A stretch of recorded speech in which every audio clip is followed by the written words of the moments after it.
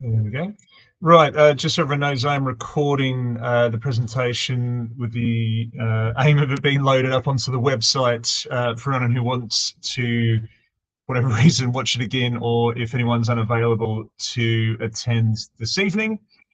Okay, so let's get started. The purpose of tonight or this afternoon is just to give you an idea of the trial exams that are coming up, what they look like for the students, the timetable, what their personalised timetable will look like, and also what sort of materials they have to bring with them, and just the basic logistics, how it's reported, all that sort of thing. So without any further ado, let's see if the tech works.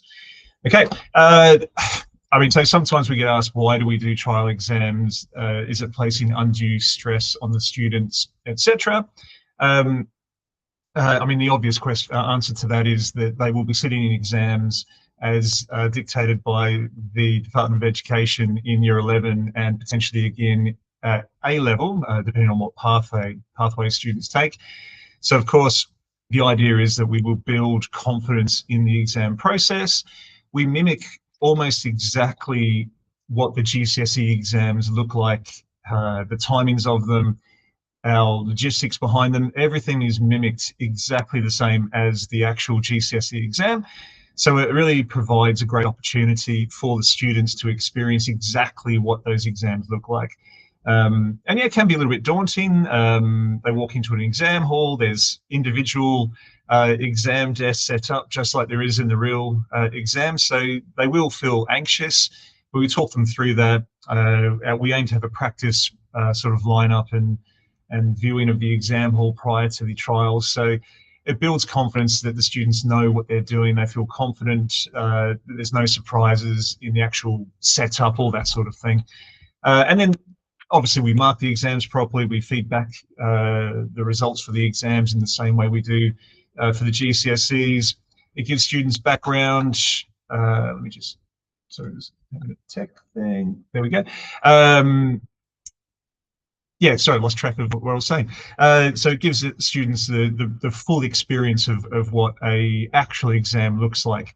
They do trials in year 10, obviously in a couple of weeks' time, and then they have two sets of trials in year 11. They have one in November and another one in March, depending on how the calendar falls. So they do three sets of trials in total through their GCSEs, which means they are really well placed when they come to do their exams in May, June of 2027. And our GCSE, our Year 11 students are currently in the middle of their exams, which are really going quite smoothly at the moment. Part of that is because they're so well drilled. They know exactly what time to turn up, what they need to bring, all that sort of thing. Okay, so trial exam timetables. Hopefully you'll have received, alongside an updated letter, apologies for the incorrect dates on the first one, any correct version was sent out. So hopefully you've all seen the updated version of that letter. It does contain a link to the exam timetable. So this is the overall exam timetable. Going the wrong way. So some of you will have students who are currently doing their hospitality and catering exams, practical exams. Some of you will have students who are doing the art trial exams on the 15th, and some of you will have students doing the textiles trial exams on the 16th. So they are coming up before the traditional sit-down exams. They start with languages on Thursday the 18th. So if you have a student who is doing a languages exam, they do the listening and reading exams on Thursday and Friday of the week before the traditional sit-down exams that we all think of when we're doing exams. And they start on Monday, the 22nd of June. So every student in year 10 will be doing their maths exam on Monday morning. Then they have a break, they have part of period 3, and then they'll go into their afternoon exam at 1:15, where they'll all be doing English. On Tuesday, there's combined science or separate science in the morning, and again an exam in the afternoon. So the setup for pretty much every student will be 2 exams each day, one in the morning and one in the afternoon. There is an exception to that. If a student has, for any reason, dropped a subject, or there is a Thursday where there's only further maths in the morning. So if your child doesn't take further maths, so not regular maths, but further maths, the additional maths qualification, then they'll likely have Thursday morning to revise, which they're still expected in school. I've had a few questions about option blocks and how do you know which subject you have in which option block? The answer to that is you will get a personalised timetable, hopefully shortly, from the exams officer. But in the meantime, for example, if you're curious to know which subject do I have in option block A, do I take business in option block A or do I have geography in option block A? What you can do two things. Number one, the student could look at their Google Calendar and click on the subject. For example, you could click on business and it will bring up the code of the subject. It might say 10A/BS or 10A/G. If it's 10A, that means that that subject is in option block A. So if your child has 10A/BS, that means they take business in option block A, and they will therefore have their business exam on Wednesday morning. If, however, your student has 10A/G, that will mean they take geography in option block A, and therefore they have a geography exam on Wednesday morning. Probably the easiest way to find that out at the moment is to go to Google Classroom. And here's my Google Classroom, which is obviously going to look different to a student's, but the codes are the same. So here I've got 12Z biology. That means that my year 12 biology class is in option block Z. Here's a year 10 one. This is a child development class. So I teach child development in option block A. So you can see that 10A/CD. That means that that child development class is in option block A, and therefore child development in option block A has an exam. So if you're really curious to know which exam is exactly on which day, that's the easiest way at the moment until the personalised timetables come out. I'll speak more about those in a few minutes' time. So moving forward on the timetable, you can see this is the Thursday. Like I said, Thursday morning is when there's likely to be majority of students not in an exam. So if your child is taking further maths as the additional qualification, it's a shorter paper.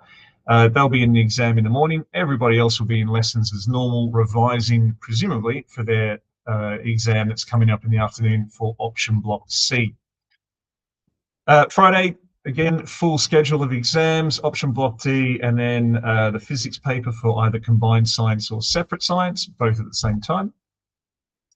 And then, I've gone to, no, that's right, that's Friday.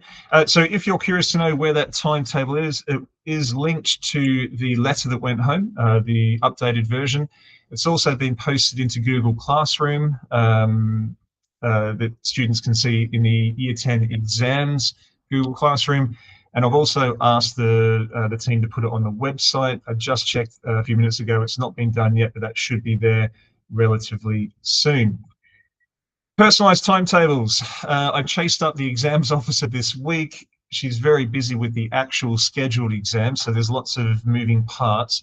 She's hoping to get those out as soon as possible. I'm hoping for early next week. They come out and they will look something like this. Now, I appreciate the dates here are wrong because this is for the trial exams for year 11 that happened earlier this year or earlier last year, but they'll look exactly the same as this. So you'll have the student name at the top. I've just blocked out so we can't read someone's personal data. And you can see here, this student has got on November the 25th at 9 o'clock in the morning, they had English Lit trial. So what you can do is you can, when you get this personalized timetable, you can read through and really clearly see what exam do I have, what is the name of the exam, and where is it? So for example, this student has got their exam in the sports hall. So we've got the time that it starts, what the paper is, the name of the subject and the paper, and then the location. Really importantly, we give the location that the exam is in. So this student is seated in the sports hall most of the time, and then the seat number. The way the sports hall is arranged, it's arranged in big, long rows, A through G normally, sometimes I, depending on the volume of students. And what we do is we get students to line up in their rows on the Astro, and then we bring them in row by row. So it's very orderly. We don't have 200 people all trying to find a seat at once. So what we request is that students check in the morning exactly their seat. In the morning, they will line up in their row, and we let them in row by row. And it's much more orderly if they know exactly, right, I'm in row B and I'm in seat 4, therefore I will line up in row B, and I come in and I find my seat. I spoke to students this morning in an assembly about this. When they do get their personal timetable, it's really important as well that they check to make sure that the tiers are correct. That's for science and maths. So this student is sitting higher for both science and maths. We would advise that everyone checks to make sure that the tier that they are expecting to sit is what is printed on the timetable. If there is any errors, and sometimes there is because there's 200 people and lots and lots of subjects, then they can either let Miss Manley, their teacher, or the exams officer know as soon as possible. It's really easy to change, but it's much, much easier to change it a week before the exam than on the morning of the exam, because it'll be a different exam paper. We always have spares, but it can take some time, and it's not good for people's stress levels if we're trying to swap papers at the last minute. So when these come out, we will we'll ask students to double check well in advance. It's worth pointing out as well, the time printed on the exam timetable, this is the time that we expect students to physically pick up their pen and write, or read and actually start the exam, not the time that they arrive to school or arrive to the Astro. So I'll go through the logistics of time shortly, but that time is not I will walk through the school door at this time. That's the time they're seated and beginning the exam. One thing to pay attention to, if your child has access arrangements or uses a computer or has some sort of alternative arrangement, often they'll be seated in different rooms. So you can see this student is found mainly in A35 or A31, depending on the setup for each exam. For those students, they will know what their access arrangements are, whether they have use of read-to-write software, a reader. There's loads of things that are available. Those students are all aware of those. So what we do for the first exam is we have everyone on the Astro, and then we send everyone up to their alternative rooms. And after that, because they know where to go, they go up on their own at the right time.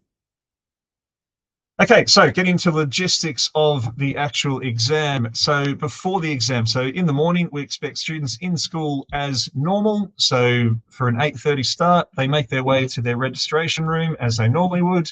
They get registered, and then they head out to the Astro with their form tutor, and they then line up in their rows, like I explained earlier. For the afternoon exam, that starts slightly weird time. The exam starts at 1:15, so we ask that they line up at 12:50. I'll talk about the timings of the day shortly, but essentially they have an early lunch.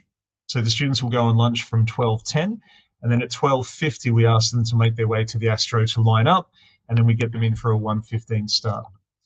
They have to be in full school uniform as always. The GCSE exams are the same. They must be in full school uniform. It's one of the requirements. There's various reasons for that in terms of writing or brand names or any sort of text on t-shirts and jumpers and things like that. So full school uniform just makes life a lot easier for everyone. Obviously, we want them to go to the bathroom and use the facilities before the exam starts. It's much less distracting. If a student does need to go to the toilet, we can obviously make that happen, but an invigilator has to go with them. They can only go one at a time. So obviously we ask them to make sure they use the facilities prior to the exam. Though we've been through this. Yonder is still in effect. If their phone does go off in a scheduled exam and it's in the bag area, the student will still be raised for malpractice. That's one of the exam regulations. That's not an us thing, that's an exam board thing. So if, for example, your 11 student's phone goes off and it's in their bag, which is away from them, the invigilators will raise that with the exam board, who could withdraw the student from the exam. So it's really important that phones remain off, as they should be, and in the yonder pouches and nowhere near the student.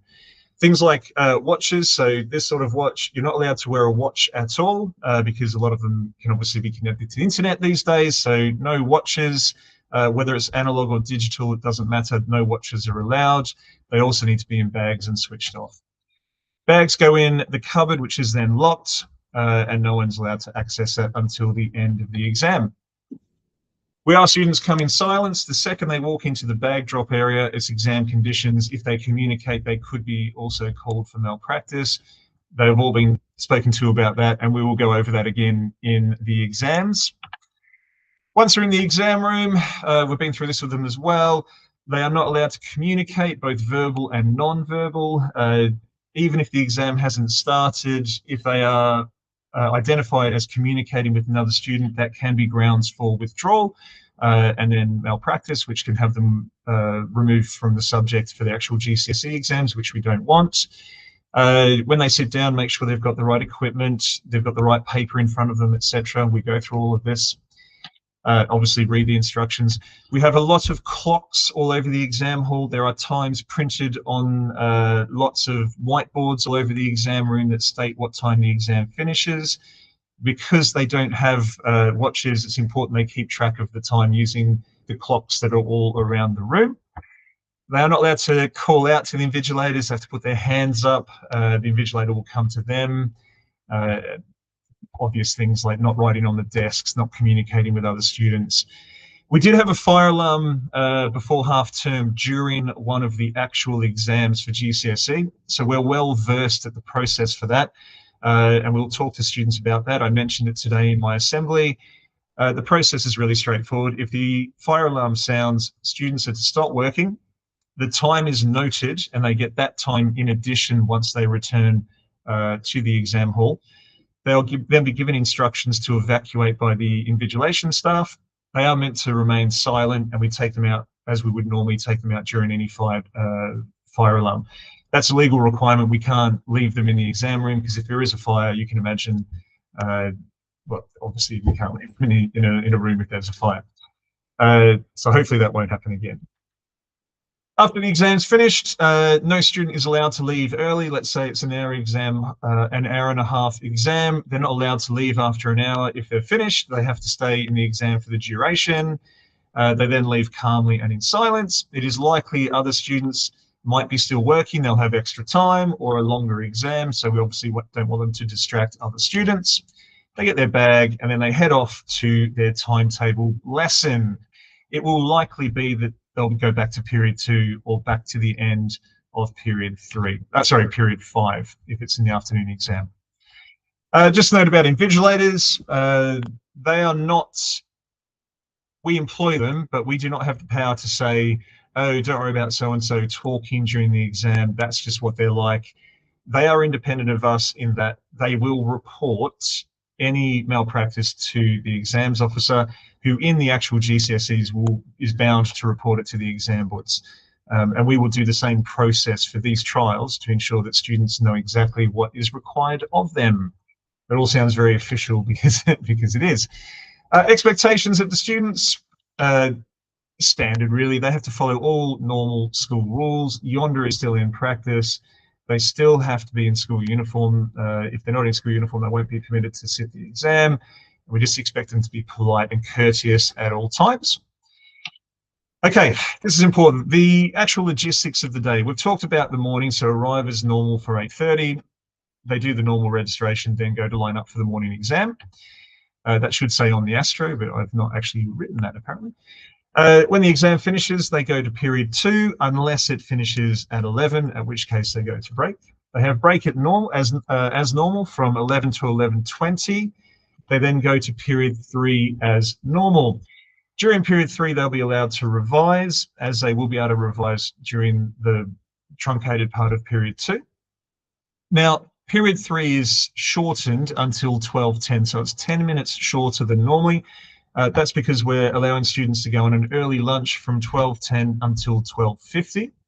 The reason for that is that the afternoon exam starts at 1:15. So at 12:50, we will be moving students onto the Astro, although, if I'm honest, students will be responsible for getting there on their own. The lunchtime for Key Stage 3 finishes at 12:55, so that is the point at which staff who are on duty will be moving other students along. So if Year 10 students are not moving by 12:55, they will be prompted to move by staff around the site. We line them up in order like we do for the morning exam, and they head in for their afternoon exam to get started at 1:15. If they do not have an exam in the afternoon for any reason, or they don't have an exam in the morning, they follow their normal timetable. If they don't have an exam in the afternoon, there might be 1 or 2 students, they will have that early lunch as well, because all of the year group will be out and we don't have any staff in the rooms because we're all looking after the other students.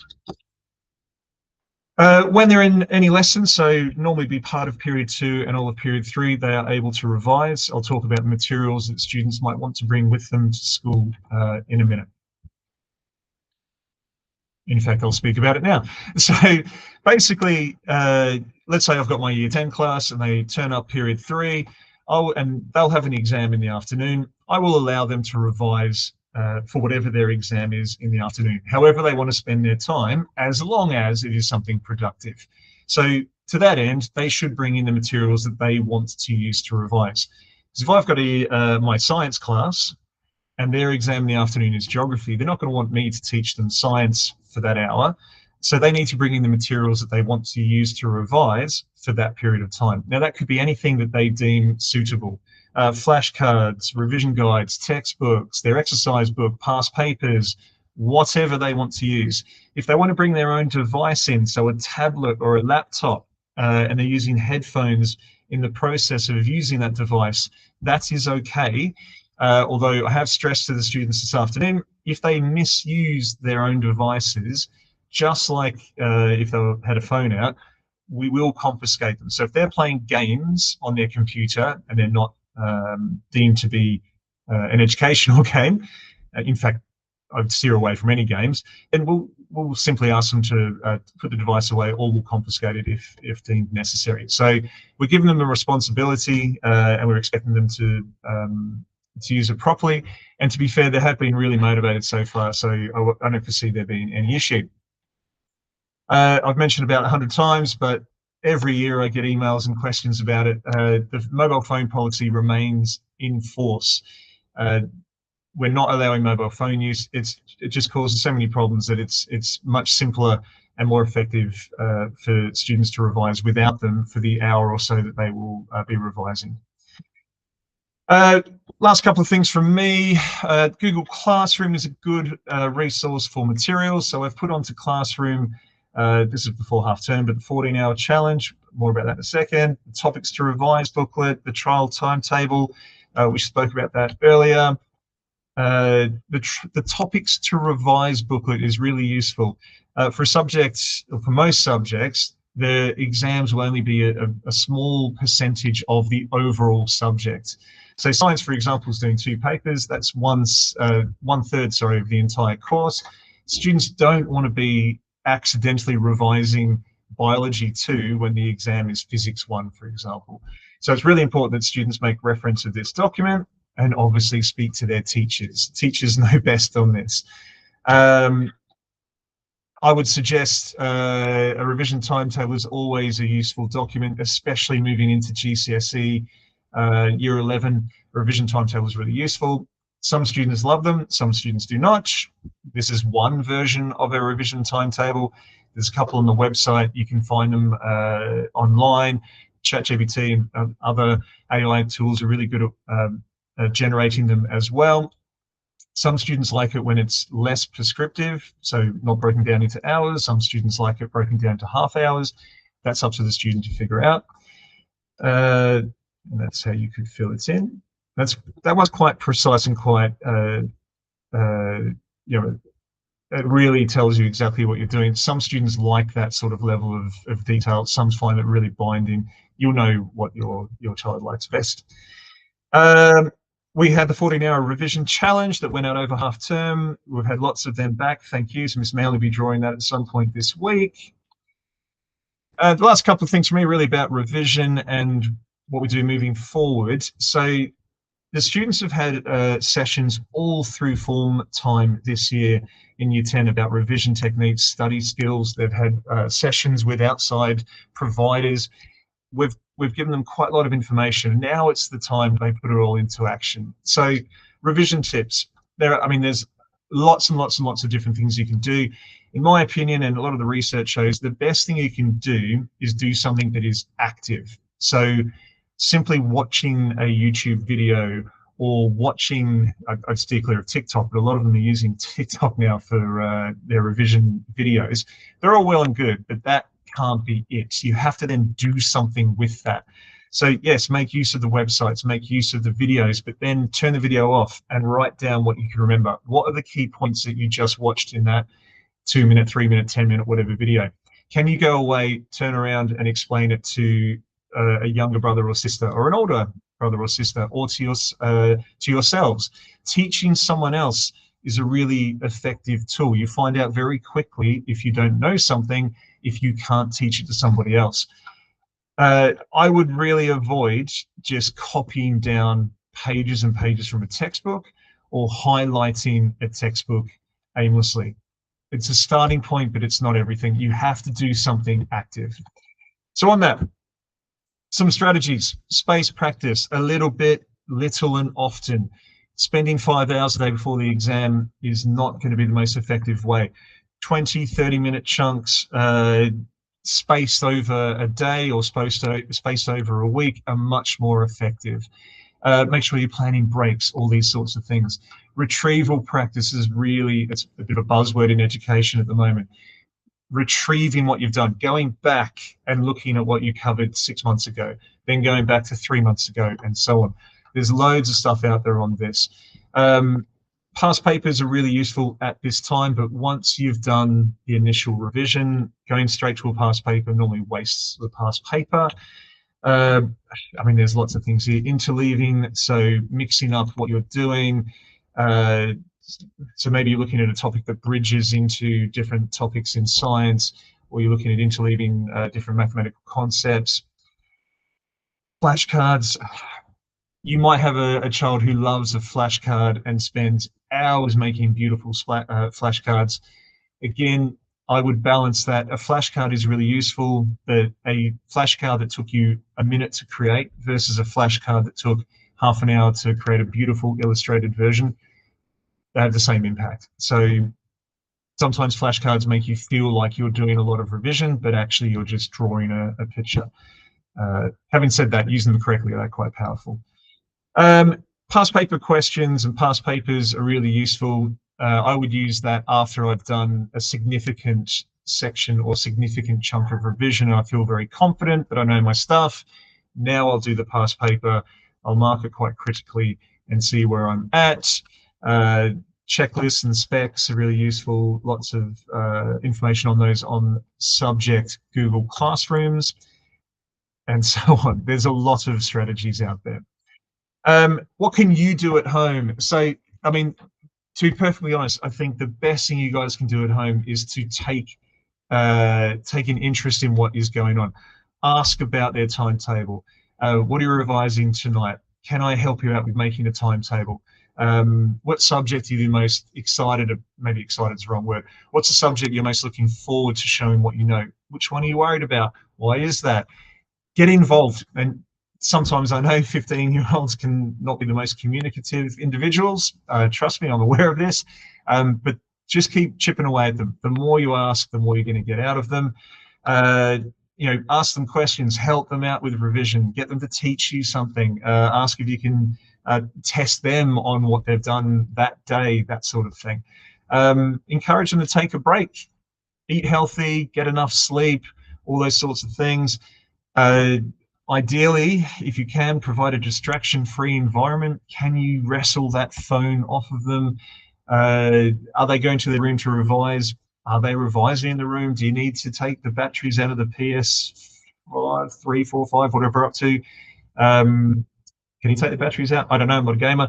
Do you disable the PS, whatever, for a period of time? just get involved, I think, is the big thing. The last one's really, really important. Celebrate the effort, not the result. If they're working hard and they don't get the result that they wanted, that's okay. We've got time to work on it. It's important that you don't share that disappointment. Be encouraging, be positive. It makes a big difference. Finally, results. So we will issue the results as part of the monitoring reports.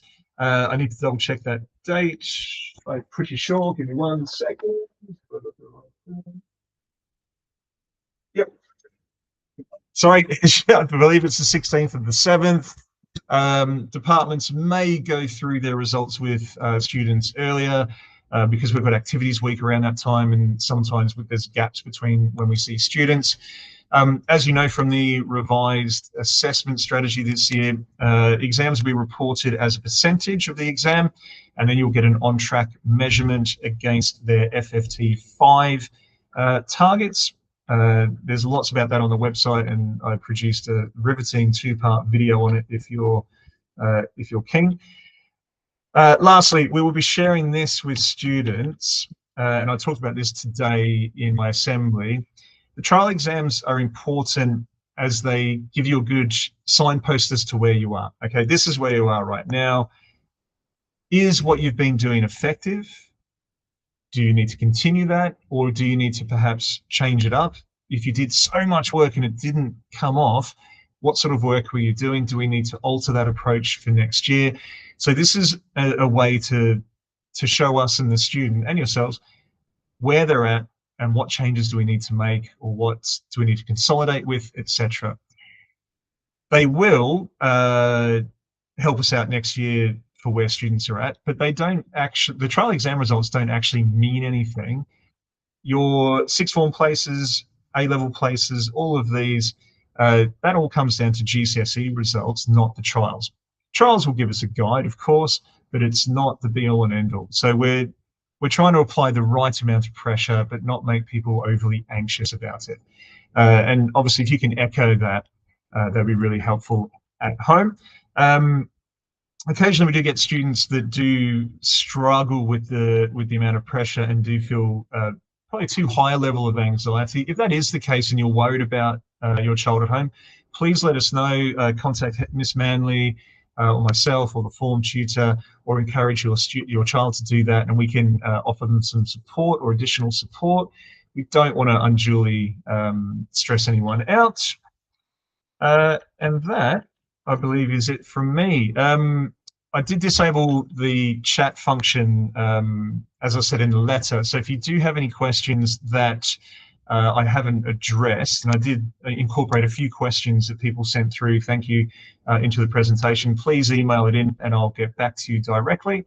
Like I said, this recording of this will be available on the website hopefully tomorrow, if I can get admin staff to process it quick enough. And I wish you a successful trial exam period and good evening. Thank you very much, and see you later.